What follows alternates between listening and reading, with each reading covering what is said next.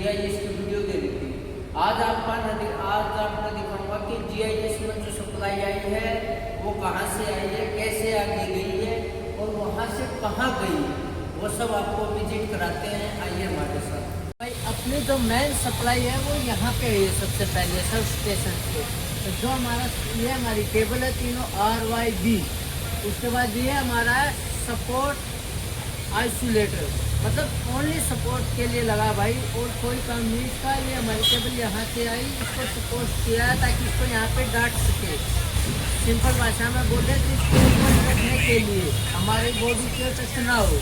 उसके बाद हमारा लाइटिंग लगा है जो कि मतलब इसमें काम आता है। जो हमारी आसमानी बिजली होती है उसको डायरेक्ट ग्राउंड करने के लिए, जो हमारी इसमें ज़्यादा वोल्टेज आती है उसको ग्राउंड करने के लिए। उसके बाद हमारी ये जो कि हमेशा पैरेलल में रहती है। उसके बाद हमारी आती है CT जो कि सीरीज में रहती है। CT के बाद आता है हमारा आइसोलेटर विद अर्थ स्विच। ये हाई स्पीड अर्थ स्विच है यहाँ पे, जो कि आइसोलेटर विद अर्थ स्विच है। अगर हम इसको अर्थ स्विच पर यहाँ से ब्रेक करते हैं तो हमारा जो लाइन है वो पीछे रह जाएगी और जो हमारे सब स्टेशन में गई है वो ये लाइन चली जाएगी। उसके बाद फिर हमारी CT आई, यहाँ पे हमने 2 CT यूज कर रखी है।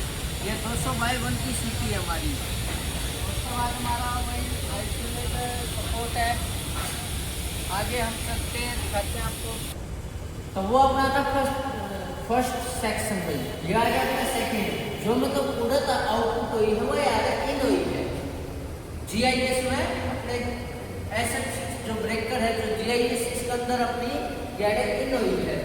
यहाँ से आपको मैंने उस दिन भी बताया था, ये अपना अर्थ स्विच है, ये आइसोलेटर विद अर्थ स्विच है, ये हमारी UT है, यहाँ पे CT लगी हुई है, ये SF6 ब्रेकर है, ये हमारा आइसोलेटर विद अर्थ स्विच है।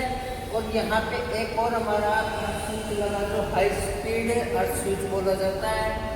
उसके बाद हमारा ये कंट्रोल पैनल है इसका, ये ट्रांसफार्मर 1 है, ये ट्रांसफार्मर 2 है। इनकी आउटपुट कहाँ जा रही है मैं आपको वो दिखाता हूँ। तो ये हमारा थर्ड सेक्शन है भाई, वहाँ से सप्लाई आउट हुई हमारे ट्रांसफार्मर के लिए। ये आई है RYB, जो कि सेम वही चीज़ है। यहाँ पे ये सपोर्ट के लिए लगा है, वो अर्थ लाइटनिंग अरेस्टर लगा है। उसके बाद ये हमारा ट्रांसफार्मर है। आपको ट्रांसफार्मर का एक चीज़ दिखाते हैं।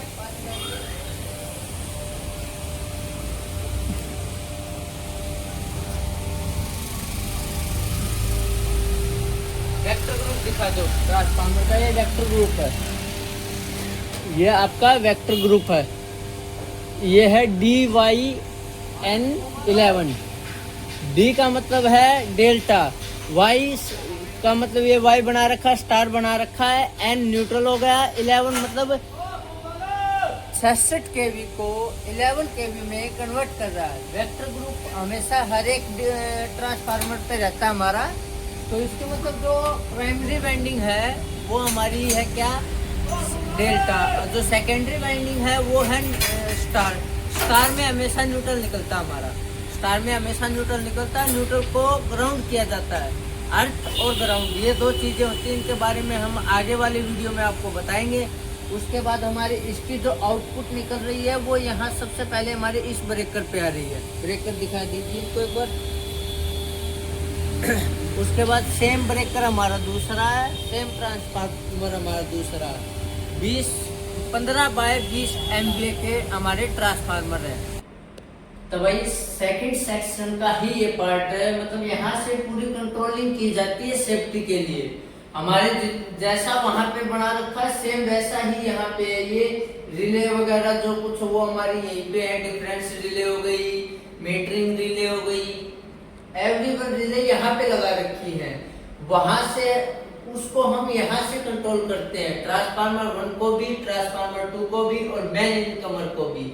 आउट गोइंग है यहाँ से नहीं, आउट गोइंग वहीं से है। ये सिर्फ कंट्रोल पैनल होता है इसका, ताकि सेफ्टी के लिए। कंट्रोल पैनल के बारे में भाई आपने मतलब डिटेलिंग में अगली वीडियो में बताएंगे। जब तक अपना फोर्थ सेक्शन है जो हमारी ट्रांसफार्मर का आउटपुट लकड़ी हुआ 11 केवी में, वो 66 केवी सेक्शन था, ये 11 केवी सेक्शन है। ये हमारा कैपेसिटर बैंक 2 है, ये कैपेसिटर बैंक 1 है, 2 कैपेसिटर बैंक लगा रखे हैं, पावर फैक्टर होता है। ट्रांसफार्मर 1 है, यहाँ से ये इसका सेक्शन है भाई, जो कि अभी हमारा जो रोड पे वो चिलर 1 है, टावर 3 है, टावर 1 है, ये इनकी आउटगोइंग है। यहाँ से मतलब 11 केवी जो लाइन है वो गई है आगे, वहाँ से स्टेप डाउन करके इसको 415 में कन्वर्ट करेंगे, वो टावर में ही करेंगे, यहाँ से नहीं होगी। उसके बाद हमारा जो सेकंड सेक्शन आता है इसका ट्रांसफार्मर 2 का, इसमें हमारा जो टावर अभी लोड पे चल रहे हैं टावर 2 और चिलर 2। जो हमारा बस कपलर है ये उस कंडीशन में काम आता है भाई, जब हमारा ट्रांसफार्मर 1 या 2 में से कोई एक शटडाउन पे हो, तो हम बस कपलर का यूज करते हैं। इसमें मतलब जो हमारा कंट्रोल जो रहता है यूवी वगैरह वो हमारे इसमें है नहीं, तो इसलिए इसको मैनुअल ही ऑपरेट करते हैं, ऑटो में ऑपरेट नहीं किया जाता। यह हमारे ट्रांसफार्मर का आरटीसी पैनल लगा हुआ है दोनों का, जहाँ से हम मतलब जो वोल्टेज बढ़ाना घटाना वो सब अभी यहीं से ऑटो में रहता है हमारा। अगर पीछे से वोल्टेज डाउन आ रही है तो ये अपना टैप चेंज करेगा, टैप बढ़ाएगा, वोल्टेज बढ़ाएगा।